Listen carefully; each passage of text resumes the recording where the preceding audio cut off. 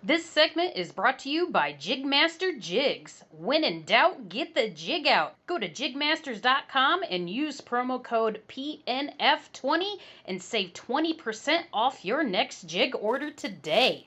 Welcome to the Bass, Kayak, and Beer segment on the Paddle and Fin Network. It's your host Armando Solan, and on this segment, we kick back with a special guest and talk about life, kayak fishing, and the pursuit of big bass. So get your cold brews on and enjoy the show.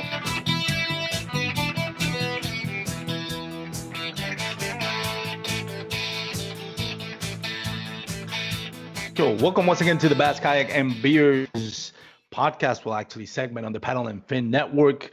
Appreciate all of you signing up and listening to this episode. I got a great episode today. I got Mr.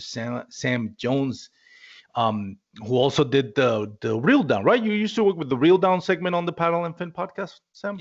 Yep, absolutely. Started out with Brad Hicks, and then Hicks went on to do the segment he's doing now, the final cast.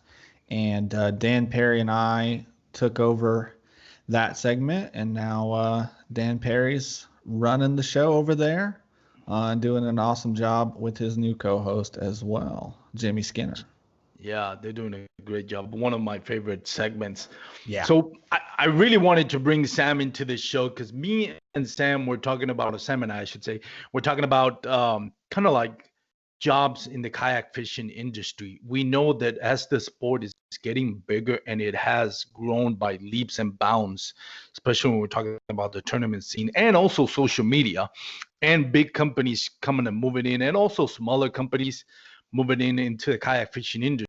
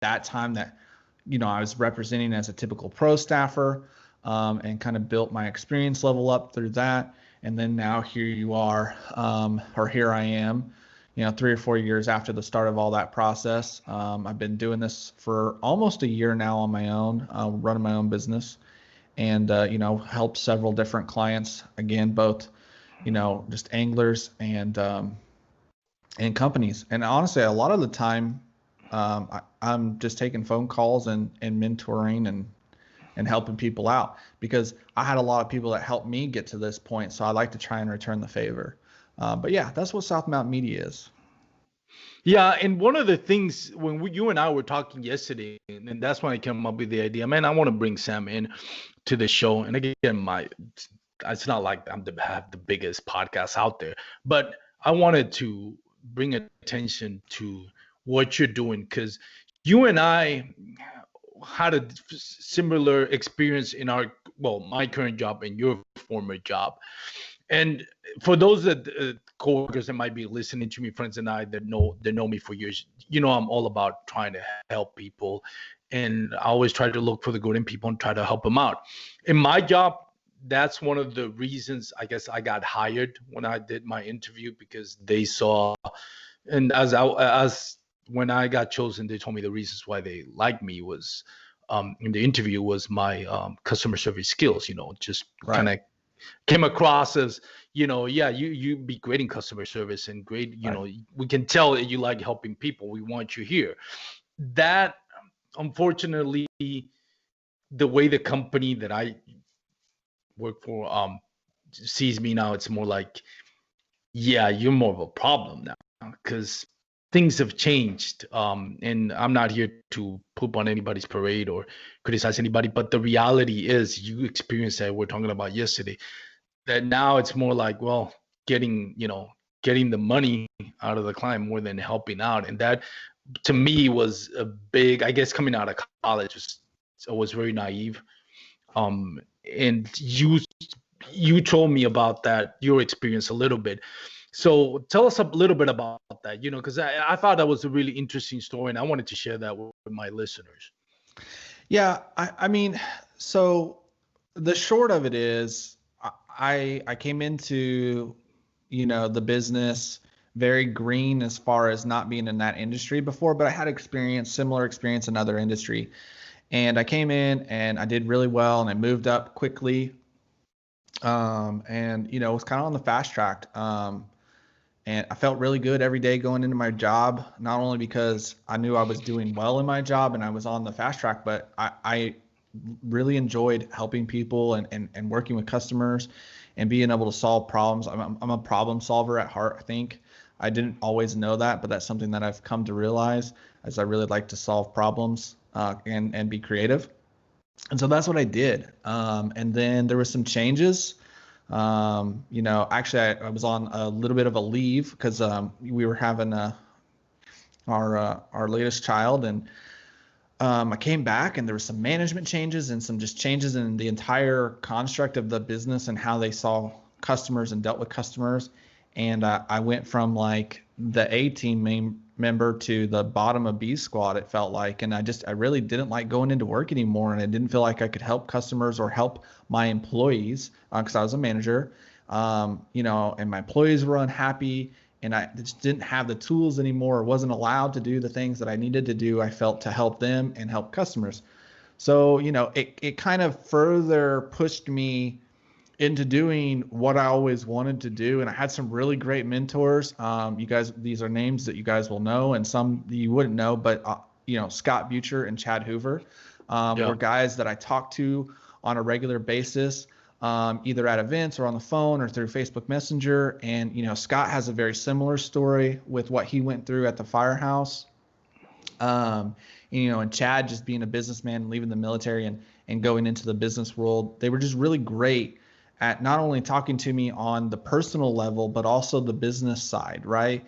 And just being real with me. There was no fluff. It was just real talk. And so, yeah, it helped push me in. It helped me take the leap because I was really scared to do it. I've got 4 kids at home and a wife and bills, and to leave a really good paying job with plenty of room for advancement to go into this unknown of doing my own thing was scary. Really scary, but with mentors and knowing that I could do it and I could put in the work and support from my family, I took that leap, and it was the best thing I ever did. So I encourage people to do it often, and I try to return that favor that was given to me by many people as I was trying to make this decision, by talking to folks, yourself and others who are contemplating this. And I try to do the same thing, just give that real talk and share some insight. And hopefully I've impacted some people, I don't know, but hopefully it has. So, yeah. No, it certainly has. I loved our conversations because it made me think a lot about what you said. Like you were talking about, well, what do you really want? And I was like, in similar to what you were saying, and I don't want to, stray too much away from the kayak fishing subject, but my personal experience with you talking to you when you asked me that question, what is it that you want? Is it just to get out of your job, or what is it that you want to do? And that made me think a lot and kind of do a little soul searching in my case, because I was like, man, for the last 28 years I've been working for the same company and doing what they wanted me to do, which was at first customer service. Now it's more, we need money. Customer service takes a back seat right now, and Right. that didn't sit well with me. I often got sat down with upper management about you being too um you're being too much customer service, and that always disappointed me. It's like I thought that was the reason why you wanted me here. It's very important that each person takes the decision responsibility. You have to set yourself up in a way where you're not gonna, like you said, you had 4 kids and a family. You don't want to make a blind leap here without really knowing what's at the other side and what's going to be your potential landing spot. Because at the end of the day, you have your biggest responsibility is your kids and your family. So that's always important to meditate on before we make a leap. But I really like that aspect of, finding what is it that you want to do. And for us that likes to work in kayak fishing industry, I guess my follow-up question is, somebody out there that's listening to this and has thought about, hey, maybe going the social media route, or maybe go the tournament route, or getting sponsors and all that. What is a realistic goal that people can have when it comes to this? Is something that they're going to be a wealthy lifestyle, moderate lifestyle, or just maybe, a little extra cash on the side for tackle or tournament fees? Yeah, man, that's a multi-leveled question. Let me backtrack for a second, because you of course. started Go to ahead. say something there, and something that I want everyone to understand is, I call them smoke screens. Okay. And this probably comes from my sales background. So in sales, you pitch a product or an idea or a concept or something, and the person you're selling to will come back, at you with an objection. Usually the first objection you get is what we call a smoke screen. It really has nothing to do with why they don't want to purchase the product. It really comes down to, a lot of times, it's their belief in you, belief in the product kind of thing, right? But generally people give up smoke screens in sales, but they do this in personal life too. When you're just having a normal conversation with someone, people often object with what I call a smoke screen, and it's really not the core, it's not the issue, right? I see people do this in their personal life with what they want and what they desire, right? So we put up smoke screens in the sense that, I want to be a professional angler, but I can't be because of X, Y, and Z reasons. I want to work full-time in the fishing industry. Okay. But what does that really mean? Do you really want to work in the fishing industry, or do you just want the fame and fortune that comes with being Kevin Van Dam or Michael Ikanelli? Right? Because it's cool, right? It seems fun. It seems like it would be, a easier life. The grass is always greener, right? Yeah. So, and that's what happens. And people get involved, and then they quickly lose interest in it or get demotivated, because you find out it's actually a lot of work. Anything worth doing is a lot of work. So I want people to think about that, because when you start to think about what it is that you want and what you want to do, it typically comes with a bunch of sacrifices, right? A bunch of sacrifices in order to get what you truly want. Because if it's not what you truly want, you won't make the sacrifices and you'll never get there. If that makes sense, right? So I had to sacrifice a lot in order to run my own business and do my own thing. My family had to make sacrifices In order to fish a weekend tournament, I have to make sacrifices. I have 4 kids. Like when I have to travel and go away, that's sacrificing my time with them and my wife. And that's tough. So you have to think about what it is that you truly want, and understand what the sacrifices you're going to have to make, right? So can I make a career in fishing? Yeah, anyone can make a career in the fishing industry. But can you make enough money to live off of it and it be lucrative? Well, that's based off of your living standard. Mm-hmm. If you can live off of $30,000 and have a 2-bedroom home and you know, don't have to be in the nicest neighborhood or nicest suburb, or you're okay with a $30,000 lifestyle, then yeah, you could probably pretty easily do that in the fishing industry. You want you need $60,000 lifestyle. Might be a little tougher, but you could probably still do it. Are you going to walk into the fishing industry and make those 6-figure incomes? Probably not, unless you have a really great idea, and you're making you know, a great product and you've got some business sense and you can do all that. As an angler, look, you're not going to walk into any fishing industry, whether it be kayak fishing, bass fishing, any other type of. You're going to spend more than you make up front. That's just the way it is. There, you know, there are the Tiger Woods and the Michael Jordans of the world, right? Michael Ikanelli. The 1%ers. Yeah, there's the 1%ers, right? You either are you're so gifted and talented just naturally, and you have the work ethic that pairs up and you get everything right. Like that's going to happen. 1% of the time that's going to happen. But the reality of it is, in the fishing industry, no matter what, whether it's, you know, bass fishing on the boat side, kayak side, or any other form of fishing, the reality of it is it takes a lot of time, a lot of work to get to a point where it's an income for you. And unfortunately, a lot of good anglers never make it because they don't understand the business aspect of it, and they're not willing or can't afford to hire someone to help them. Or they just don't get it and don't know that they're missing something like that. So the business side is important. You look, who's the most recognizable angler in bass fishing on the boat side? Kevin Van Dam, right? Well, depending on Mike your Ikanelli. Yeah, depending on your age group, you may say Kevin Van Dam. I'm older. yeah, I would have said Kevin Van Dam typically too. Right. But right now, the 2 most, and Chad Hoover's talked, this is not just a concept that I came up with. Yeah. Let me say that. Chad Hoover's talked about this and others. But Michael Ikanelli is the most recognizable angler. Anywhere. You know, Gerald Swindle on a given day could be. And there's some guys that are coming up. So depending on age group that you're talking about, somebody may say somebody from like the Googan Squad or something like that. Yeah. But you know, in our age group, most of the demographic that's listening to this and is concerned about possibly getting a career in fishing, you're going to say Michael Ikanelli. Well, Michael Ikanelli is a great angler, but he also owns a media company that helps other anglers. He has a podcast. Really, he's got a website, obviously, as well, but he's got a podcast, a marketing firm. He's a great angler. He's a speaker. He also does Bass University. He's a teacher.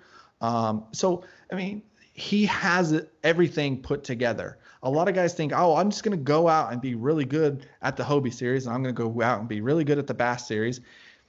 And then it just kind of falls off. By the way, if you don't win an event, most people don't notice, right? If you're not in like the top 3 and you're not winning events, like it doesn't matter if you are, you know, in the top 5 every tournament, top 10 every tournament. Like people just don't notice that. You don't, you know, for the most part, you have to be winning or right there on the podium next to the person winning to get any type of attention. So you have to create it for yourself, right? You have to go out and you have to create it for yourself. You have to, you know, be successful in tournaments, but you also have to create branding around you. You know, why is someone following? What is it about you that is going to interest someone? But social media is king right now, right? Like you have to have a social media following. You're not going to go out and get big sponsors just because you won a tournament. It just doesn't work like that. You're not going to get big name brands to buy into you because what's the return on investment? They don't get money because you win a tournament, right? They don't get more customers because you win a tournament. Now, of course, is there somebody sitting there watching it and says, okay, Sam just won that tournament. I'm going to go, buy everything that he buys. Well, it could happen, I guess, maybe, but it's about reach. Like these companies want to reach more people. And so if you don't have a social media following that can reach more people, then what's the allure for them, right? What's going to bring them in? If you're not creating content on a regular basis, whether it be a podcast, YouTube channel, Instagram, with some really great photography, blogs, if you're not creating some sort of content and you're not reaching people, then what's the appeal? Anyone can go out and get a discount deal at your favorite lure company. That market has been so saturated. Yeah. It's actually it's hurt. It's hurt the industry more than it's probably helped. It's great for companies because they have more people, more reach, more customers. But as an individual who's trying to make a career in fishing, it doesn't help us. It actually makes it harder. So you have to find that way to stand out. So you have to figure out, what is it I'm good at? Is it photography? Scott Butcher, boom, that was him, right? Yeah. He was great at telling stories, right? Talking and telling stories, but his photography was on point. It just draws you in. That was his thing. Chad Hoover, what was his thing, right? Huge personality. Plus he had the business skills to organize things and put together KBF. Fluke Master, what's his thing? Yeah. He's a teacher. One of the best, right? He can relate to people at all age levels and teach you, the higher end techniques in a way that just makes sense to someone at third grade level or someone who is a career long fisherman. That was his thing. Brian Schiller, what's his thing? He's got a radio voice. He put together a podcast, right? No, I'm kidding. Yeah, exactly. That's my boss. Right? Exactly. Like, what is your thing that makes you stand out? Or what is the thing that you can at least teach yourself to learn and get better at? Funny thing about me, I wasn't even able to take a picture of my family 3-4 years ago. Wouldn't have been allowed with a camera. Saw me with a camera, they would have taken it from me. I wanted to learn photography. I went on YouTube. I read some articles, some blogs. I learned photography. I'm not an expert at it. I'm not great at it, but I'm good enough at it now that people in my family and friends, they ask me to take the photos. So in 2020, there's endless resources. Anything you literally want to do, you can do. I'm not a mechanic. I'm terrible with mechanical things. I don't even clean my own reels. I hate anything that has small parts no. But if I need to fix my vehicle, I can figure out how to do it on YouTube, watch a video and do it. You know what I mean? It's the resources are incredible now. So if anybody wants to get into industry, you have to first figure out what it is you do well or what you could do well. And then you've got to build a community around you from that. Yeah, it's a good point. And I also wanted to touch on something. There's a difference between you wanting to get a job or make it monetize in this case, it's a kayak fishing podcast. So in the kayak fishing industry, and then do you want to get a job in the kayak fishing industry, or do you want a job that's going to allow you to do more kayak fishing? Because there's two different things. Now, dream scenario, I can make money while I'm doing what I'm doing, but that is not always the case. And it's in a case by case situation.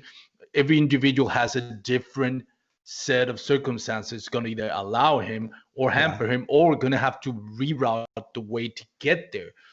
Now, if kayak fishing is that important, maybe you can just say, hey, I just want a job that gives me more time to do kayak fishing.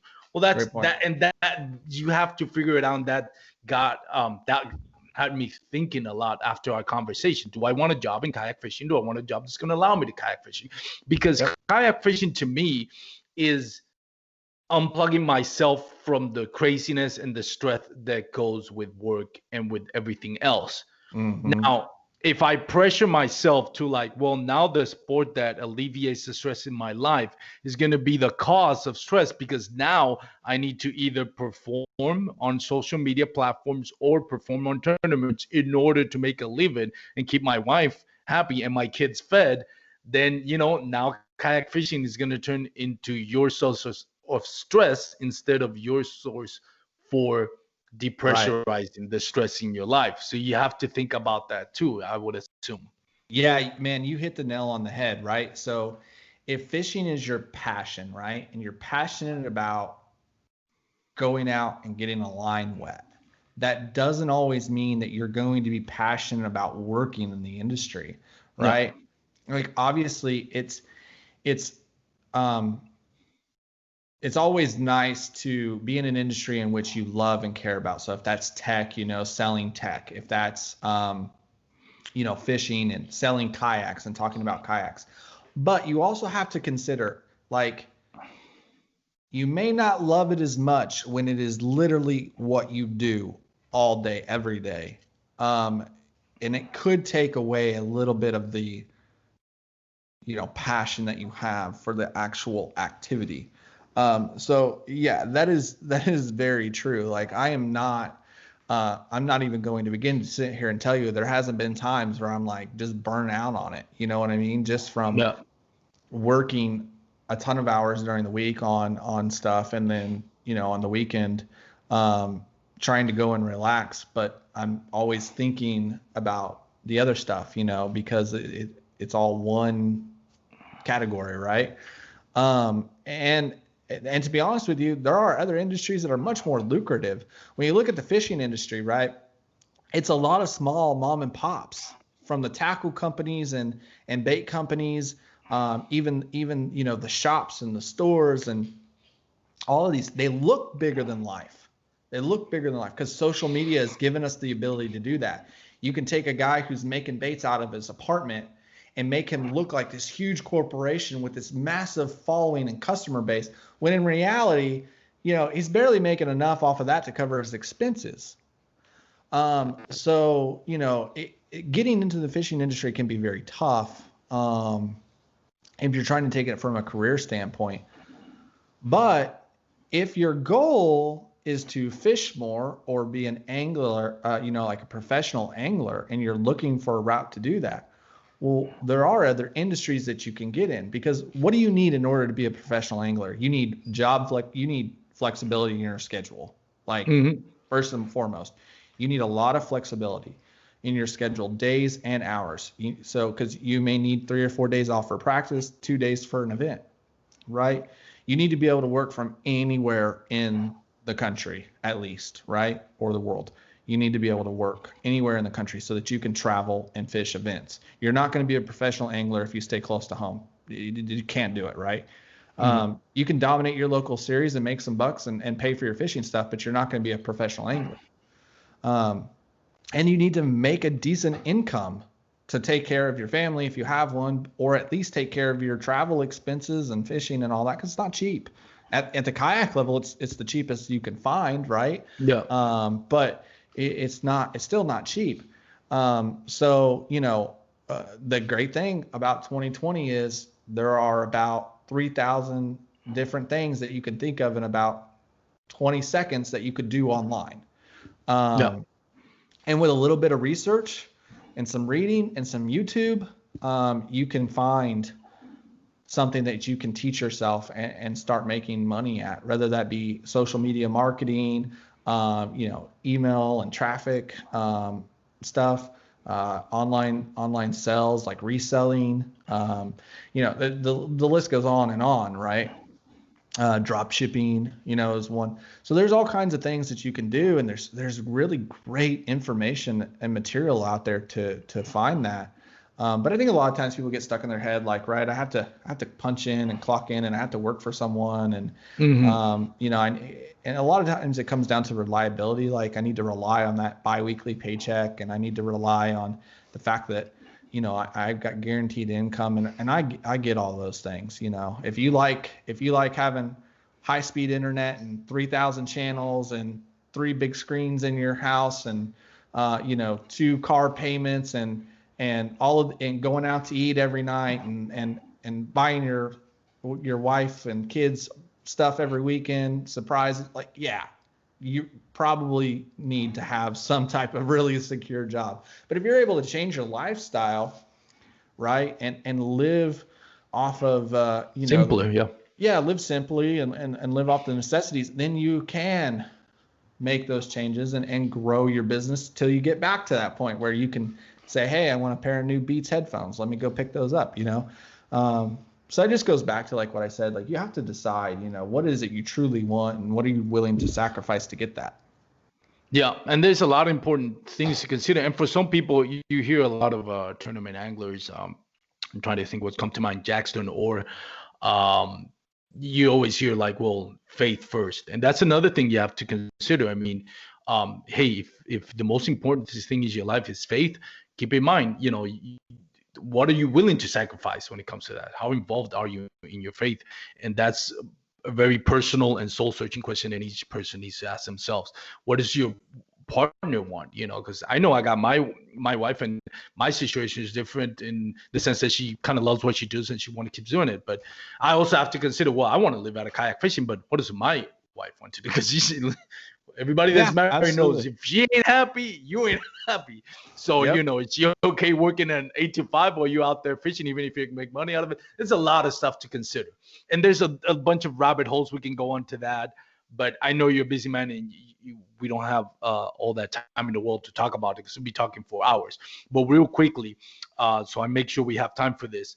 South Mountain Media, who are the people that, if somebody's looking for career change or companies that are looking for help in the media aspect, who should contact South Mountain Media and what can they expect for South Mountain Media? Yeah, man. Well, honestly, anyone who's looking to grow their profile online, right, and in their community. So anyone who's looking to grow their exposure in their business or needs help with content creation, and that sort of thing, or just general advice on which way to go and how to grow, both on social media and convert more and that sort of thing. Like that's what I do, right? That's what I'm good at. Whether it be a business or an angler, that's what I do. But I'm first and foremost would rather teach you how to do it on your own, to be honest with you. That really is my thing. I enjoy talking to individuals and guiding them to teaching themselves how to do it and doing it on their own. But if you are an angler who is aspiring to be, a professional and says, hey, I don't have time for all of this. I don't have time to make all these posts. I don't have time to write all the copy and create a website and schedule podcast and all this stuff. I need someone to do that for me. That's what I do, right? Logo design and website and graphics and all that, edit video, whatever it is. That's what I do. If you're a business, same thing. Like I need my time to perfect my product and make sure my customers are getting product timely. I don't want to deal with posting on social media. I don't want to deal with building a website. I don't want to deal with the problems that come up with websites on a daily basis. That's what I'm for. That basically is what South Mountain Media is. Awesome. So yeah. Go ahead. No, I appreciate you giving me time to share that. No, man, and thank you. And just to make it clear for my listeners, this is not an infomercial. I know some people may think, oh, this is not. I called Sam and asked him, Sam, I want you to come on my show because I had a conversation with Sam in the last few days about that. And I thought, Sam's a great dude. I love what he had to say. He's not here to try to push me or sell anything. And I consider my podcast not only entertainment, but also whatever I can do to my listeners to kind of give them information that may help them in any other way, whether it's their personal life or financial situation, information out there. And this is why I wanted Sam on this show. Sam's not here to sell anything. I think his resources are very valuable for people that are kind of thinking about it. We see the boom in both social media trends and tournament trends, people looking for sponsors, kind of help them out, maybe monetize. And that's awesome. As much as the sports grows, that's even better for us. So this is the reason why Sam is here. And I appreciate him taking time from his busy schedule to come and talk to us about South Mountain Media. Sam, before I let you go, where can people reach out for South Mountain Media? Yeah, I have a website, southmountainmedia.com. You can reach me there. Honestly, the best way is just hit me up on social media. I'm really easy to find on Instagram and Facebook. If you just type in @Jonesing2Fish, so @Jonesing, the number 2Fish, just hit me up. I'm all about it. And I'm glad you said that last bit there, because I don't want this to come off salesy by any means. That's why I'm not giving you like some sales pitch on who I am or what I'm about. I'm just letting you guys know, like, that's what I do. And if you guys need some advice or some help, don't worry, I'm not going to charge you some hourly rate to talk to you. Just hit me up. I'm happy to talk to anyone anytime. And if you decide you want to use my services, great. If not, hopefully I can help guide you in the right direction on doing it your own way and at your own pace and own time, and that's better yet. So yeah, and that's very important. And always encourage people to look for guidance when it comes to social media. There's just a lot of stuff about clickbaits and people going about it the wrong way, and it may get you some more followers, more clicks, but it could really cost you down the line. It could cost you reputation. More importantly, it could bring questions about your character, and there's not enough money in the world that should substitute what your reputation and what your representation of your character is. So always look for guidance when it comes to that. What is it that you want to do when it comes to social media, and how do you want to grow about it? So Sam, thank you so much. I wish we had more time. I know you're kind of busy. To talk about it. Hopefully I'll bring you up later some other time. We talk a little bit about, you're not just doing South Mountain Media. You are an experienced and very successful kayak angler. And I kind of want to bring you on board to talk about more about kayak fishing. But I thought I wanted to dedicate this segment for that. And before I let you go, of course, I have to speaking about promotion, social media, and shameless plugs. Thanks to Douglas Rods. Go check out douglasoutdoors.com. Some of the best rods in the business. They sponsor my show. So big thanks to them. I wouldn't have them as a sponsor if I wouldn't believe them. I use their rods for my tournaments, and I think they're amazing rods. So go check them out, douglasoutdoors.com, to find your nearest Douglas authorized dealer. Sam, appreciate it, man. Thank you from a personal level. Thank you for what you're helping me with, and thank you for helping my listeners out, for those that are interested. I appreciate it. Absolutely, man. Appreciate being on here. Love to come back on another time. Yeah, definitely, man. We got to talk more about kayak fishing, make it more fun. But thank you so much. Have a great day, Sam. You too.